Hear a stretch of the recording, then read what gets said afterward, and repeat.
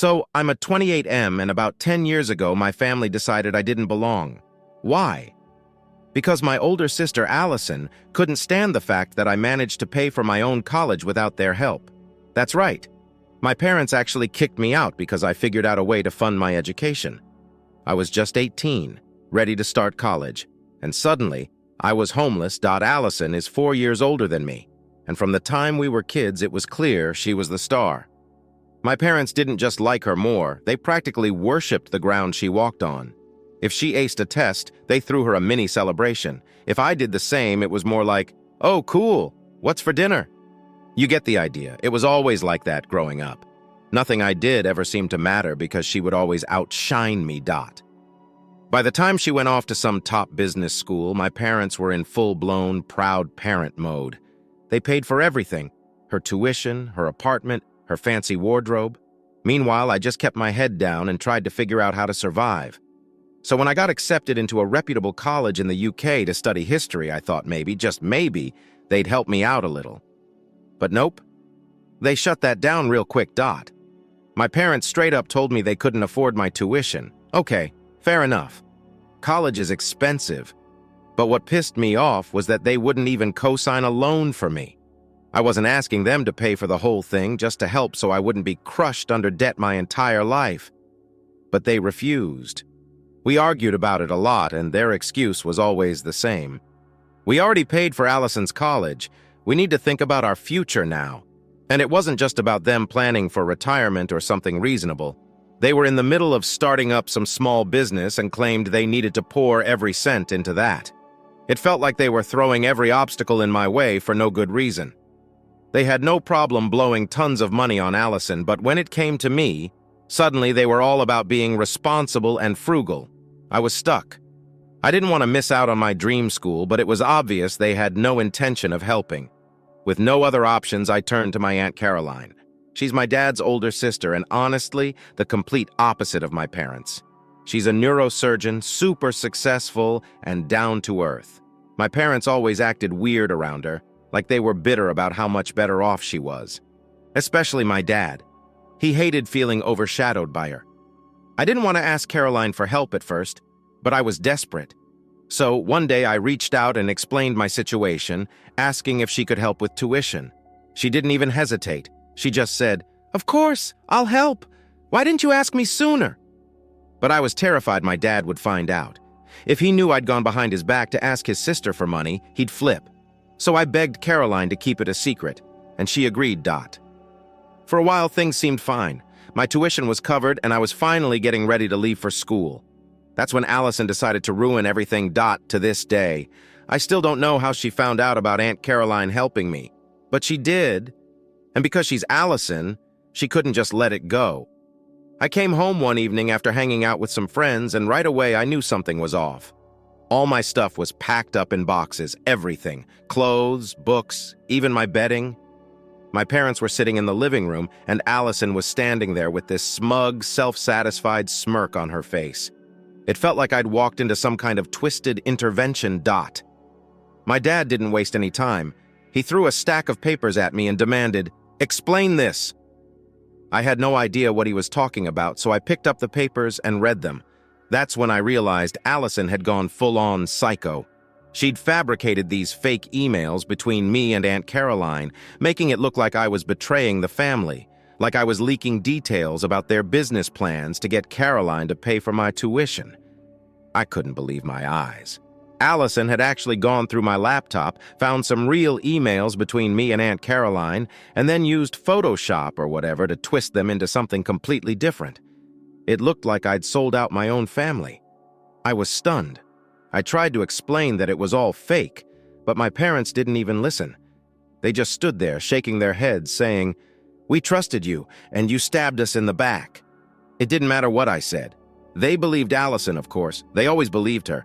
It was like I didn't even exist anymore. They told me to pack my things and leave, right then and there. I was officially kicked out of the house because of a complete lie. I begged them to reconsider. I didn't want to be a burden on Aunt Caroline, especially after she had already agreed to pay my tuition. But my parents didn't care. They said I was a traitor and they wanted nothing to do with me. So that was it. I left with nothing but the clothes on my back and a few boxes of my stuff, and I moved in with Aunt Caroline. Honestly, I don't know how I would have survived if it weren't for her. She took me in without a second thought and treated me like actual family, something I hadn't felt in years. While my parents were busy worshiping Allison and obsessing over their future business, Caroline was the only one who really cared about me. For that, I'll always be grateful. But to this day, I can't shake the memory of that night, walking into my house, seeing all my stuff packed up, my parents looking at me like I was a criminal, and Allison standing there with that smug look on her face, knowing she had won. So there I was, kicked out of my own home, standing on Aunt Caroline's doorstep with my life in boxes. It felt like a bad dream. How do you go from being part of a family to being homeless in one night? The whole thing was so surreal, but at the same time, I couldn't say I was completely surprised. My parents had always made it clear that Allison came first. But I guess I never thought they'd take it this far. Caroline, being the angel she is, welcomed me in without a moment's hesitation. She didn't ask a million questions. She didn't pry. She just saw that I was hurting and told me that her house was my house for as long as I needed. That kind of kindness hit me hard because, in that moment, I realized I had never felt anything like that from my own parents. So I moved in. At first, it felt strange waking up in a guest room, looking around at a house that wasn't mine. But over time, it started to feel more like home than the place I grew up in ever had. We started getting closer, Caroline and I. Turns out, she knew a lot more about my parents and their BS than I ever realized. She'd been keeping her distance for years, only showing up at family events because she felt obligated. Then one day, she told me something that blew my mind. Apparently, my dad's grudge against her started long before I was even born. Caroline had always been more successful, went to med school, got married to a great guy, who unfortunately passed away young, and lived a life filled with achievements. Meanwhile, my dad was just doing okay, and every time they met up, he'd get weirdly competitive. It was like their relationship had become this twisted game of who could look better to the rest of the family. Instead of being proud of his sister, he resented her for overshadowing him in every possible way, financially, socially, everything. I guess that jealousy bled over into how he treated me. So living with Aunt Caroline turned out to be a blessing in disguise. It wasn't just that she gave me a roof over my head and made sure I was taken care of. She made me feel seen for the first time in my life. I started to open up to her about everything I'd been holding inside for years, and she filled in the gaps I didn't even know were there. Apparently, My dad's jealousy toward Aunt Caroline wasn't just about career success. It was everything. Her lifestyle, her reputation, even her relationships. She was always the golden one in the eyes of the extended family. They respected her, admired her. And my dad? He felt like he was living in her shadow his entire life. It all made sense now. Why he was so obsessed with making Allison into some kind of success story. It was his way of one-upping Caroline.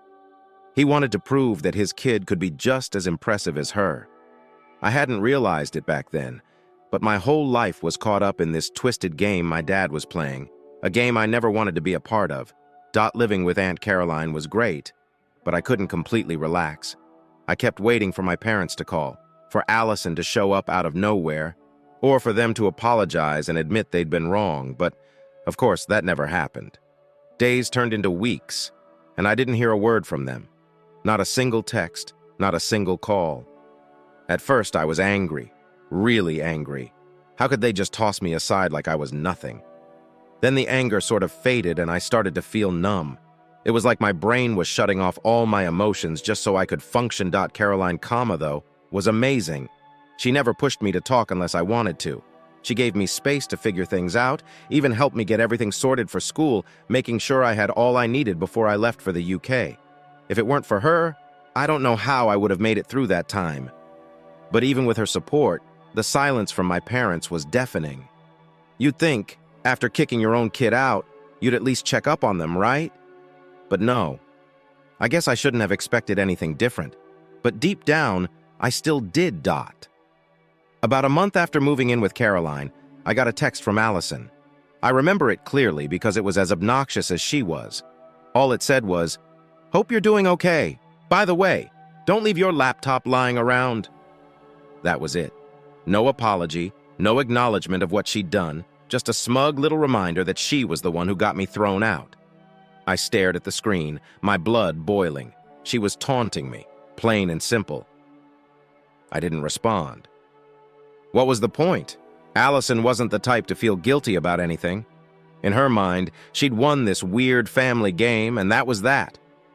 I thought about texting something snarky back, but I knew it wouldn't make a difference. She'd just get off on it. So instead, I blocked her number and tried to move on. It wasn't easy.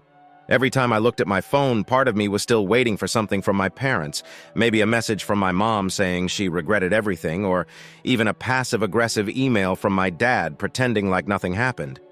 But no, radio silence. In the months that followed, Caroline and I fell into a comfortable routine. She became more than just my aunt. She became my confidant, my friend, and basically the only family I had left. I started to see how messed up my parents really were. They'd spent so long obsessing over Allison, trying to mold her into some perfect daughter, that they completely missed out on everything else.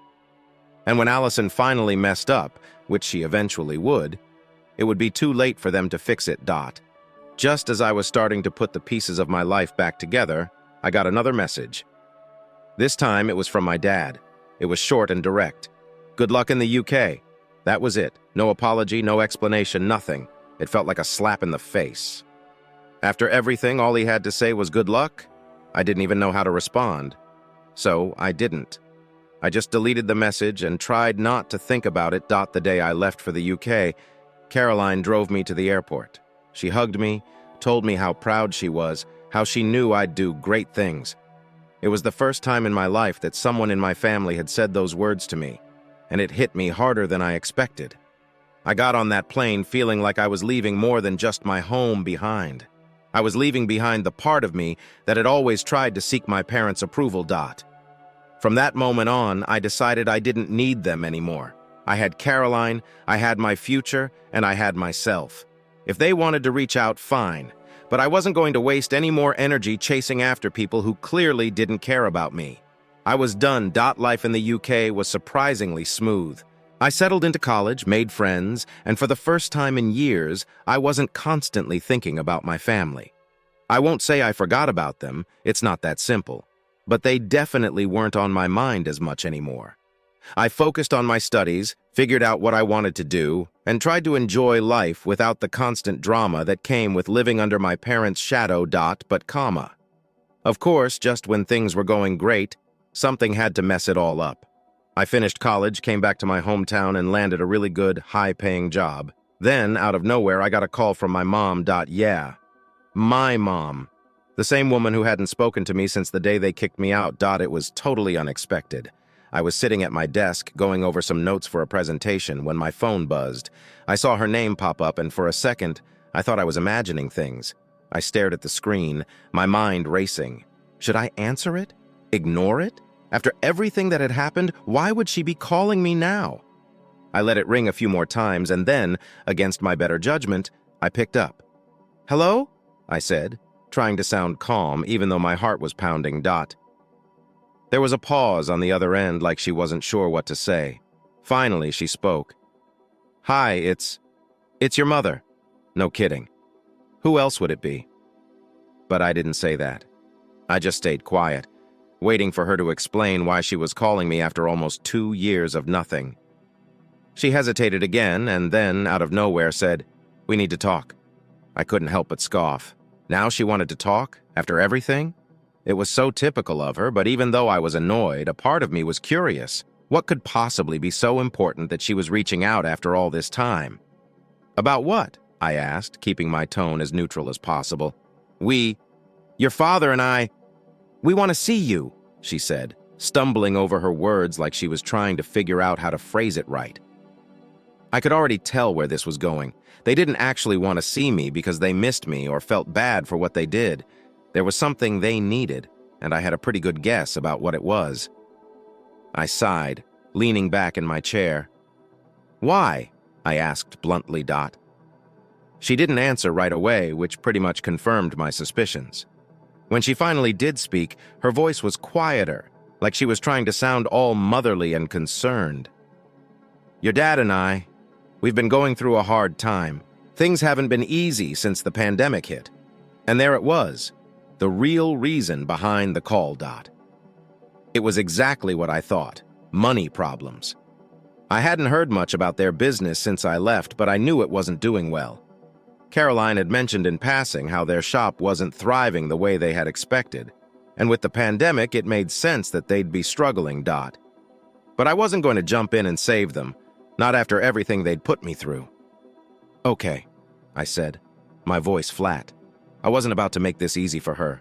"Your sister, Allison, she's been managing things for us, but..." That's when I cut her off. "Let me guess," I said, already knowing where this was headed. "Allison screwed it up." There was a long pause on her end, which was answer enough. She's been doing her best, but things haven't been going as planned," my mom admitted quietly, and I could practically see her squirming on the other end of the line. "And we need help." I laughed. I couldn't help it. After everything, after throwing me out, cutting me off, and letting Allison walk all over me, now they needed my help. The audacity of it all was unbelievable. "What's so funny?" my mom asked, sounding genuinely confused, like she couldn't understand why I wasn't jumping at the chance to swoop in and save them. "You're serious," I said, my voice rising in disbelief. "You actually think I'm going to help you?" "We're still your parents," she said, her voice wavering. "We made mistakes, but we need you." I shook my head, even though she couldn't see me. "You didn't just make mistakes, Mom. You kicked me out of the house. You believed Allison's lies over your own son. You haven't spoken to me in years, and now suddenly I'm supposed to drop everything and come running?" She was quiet after that. I could tell she didn't know what to say. She probably wasn't used to me standing up for myself like this. Back when I was still living at home, I would have just gone along with whatever they said, hoping it would keep the peace. But not anymore. I had changed, and I wasn't going to let them walk all over me again. Finally, She spoke, but her tone had shifted. She wasn't trying to be all soft and caring anymore. Now she sounded irritated, like she couldn't believe I was being so difficult. "We're still your family," she snapped. "You owe us at least that much." And there it was, the final straw. I didn't owe them anything. In fact, they were the ones who owed me an apology for starters. But I wasn't holding my breath on that one. "I don't owe you a damn thing," I said coldly. "If you need help, go ask Allison. She's your golden child, remember?" Without waiting for her response, I hung up the phone. My heart was pounding and my hands were shaking, but I felt a strange sense of relief. I had finally said what I needed to say. They could figure out their mess on their own. I wasn't going to be part of it. That night, I called Aunt Caroline and told her what happened. She wasn't surprised at all. "They've been relying on Allison for years," she said. "It was only a matter of time before it all caught up to them." We talked for a while, and by the end of the call, I felt even more certain that I'd made the right decision. My parents had chosen Allison over me, and now they were paying the price. As harsh as it sounded, it wasn't my responsibility to fix their mistakes. For the first time in a long time, I felt free. I didn't need their approval or their acceptance. I had my own life now, and I wasn't about to let them drag me back into their toxic mess. But of course, that wasn't the end of it. I thought that after my phone call with my mom, I was done with all the family drama. I'd finally stood up for myself and made it clear that I wasn't going to be their safety net. I figured they'd just give up and go back to depending on Allison. But I underestimated my sister's ability to stir the pot. About 2 weeks after the call with my mom, something weird happened. I was having a pretty normal Saturday afternoon just cleaning up around my place when I heard a knock on the door. Now, I don't really get visitors. I live alone, and most of my friends know to text before they come over, so I was a little confused. I peeked through the peephole, and guess who was standing outside? Yep, Allison. For a second, I thought I was seeing things. What was she doing here? She hadn't spoken to me in years, except for that one stupid text about my laptop, and now she was just showing up at my door like everything was fine. My gut reaction was to ignore her, but I knew Allison well enough to know that she wouldn't leave until she got what she wanted. I opened the door, and before I could even say anything, she smiled like we were best friends or something. "Hey!" she chirped, all bubbly and fake. "It's been a while." I just stared at her for a second, completely caught off guard. Yeah, it has. What are you doing here, Allison?" She looked at me with this overly sweet expression, like she thought she could charm her way into my good graces. "I wanted to talk," she said, tilting her head slightly. "Can I come in?" I crossed my arms, not moving from the doorway. "About what?" I asked, keeping my voice as neutral as possible. Her smile faltered for a second, but she recovered quickly. "Come on. Can we just talk inside? It's important." I should have said no. I should have told her to leave right then and there, but my curiosity got the better of me. I stepped aside and let her in, though I didn't bother making her feel welcome. I didn't offer her a seat, and I didn't ask if she wanted anything to drink. She was lucky I was even letting her into my space after everything she'd done. She walked in and looked around like she was taking in the place. "Nice apartment," she said, like she was trying to make small talk. I didn't respond. I wasn't interested in pleasantries. "Okay, Allison," I said, getting straight to the point. "What do you want?" She sighed dramatically, like she was already exhausted from whatever game she was playing. "Mom told me about your conversation," she said, folding her arms. "She's pretty upset, you know." I raised an eyebrow. "Upset? She kicked me out of the house, Allison. What exactly does she have to be upset about?" Allison rolled her eyes like I was the one being unreasonable. "Look, I'm not here to rehash all that. We both know you've always been difficult." I almost laughed at how casually she said that. "Difficult?" I repeated. "Are you serious right now? You fabricated emails to get me kicked out of the house? That's difficult?" She waved her hand dismissively. "That's ancient history. I came here because I want to make things right." I blinked, unsure if I'd heard her correctly. "You want to make things right?" I asked, skepticism dripping from every word. "Yeah," she said, nodding like this was the most reasonable thing in the world.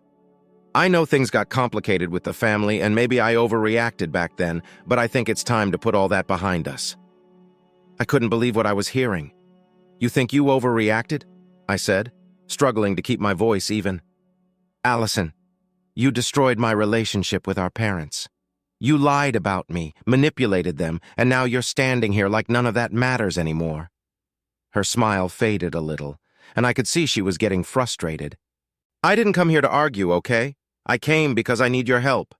Ah, there it was. The real reason she was standing in my apartment. Of course, Allison wasn't here to apologize or to make amends. She needed something from me. "I've been trying to keep the business going," Allison finally admitted, her fake smile dropping. "But it's been really hard. The pandemic hit us badly, and I'm doing everything I can, but it's not enough. Mom and Dad don't want to admit it, but we're on the verge of losing everything."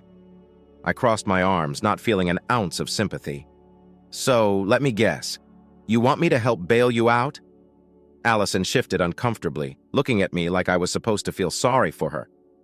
"I'm not asking for a handout," she said defensively. "I just thought we could, I don't know, figure something out together. You're doing well for yourself, right? I figured you'd want to help the family." I couldn't believe her nerve. She was trying to guilt-trip me into saving the same family that had thrown me out onto the street.